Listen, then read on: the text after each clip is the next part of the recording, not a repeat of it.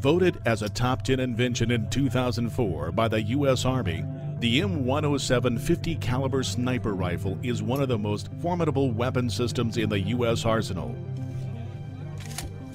Originally created for the M2 heavy machine gun, the massive destructive capability of the 50 caliber armor-piercing incendiary rounds is devastating on enemy vehicles, weapons, and communication resources.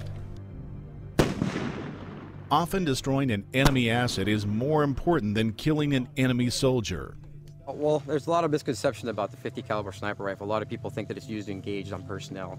It was designed to be engaged at a far distance for blocking positions. It's made to stop a vehicle. It's a very good weapon for long distances and a bit larger targets like vehicles. The M107 has another distinct advantage. It is semi-automatic.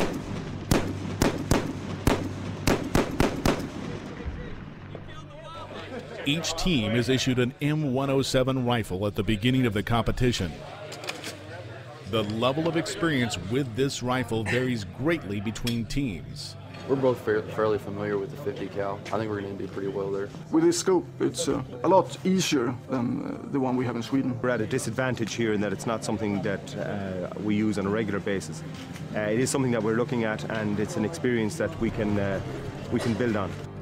This is 50 cal and defensive shoot. Basically, it's to represent a scenario like you're sitting on the side of a mountain in Afghanistan in OP.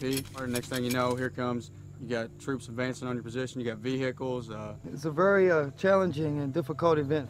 You got targets out there as far as 2,100 meters out there. And then you have something called a full value wind, where it's crosswind going from left to right. And then you also have a situation where the wind may be going from right to left, maybe another 500 meters down. First thing we figure out is wind direction. It's either left to right or right to left. And then you're going to have wind value. Is it a full value, half value, or no value? And then wind speed. And then we'll take those three things, combine it, and then I'll make the wind call, give it to them. And then that's what we'll hold in the scope.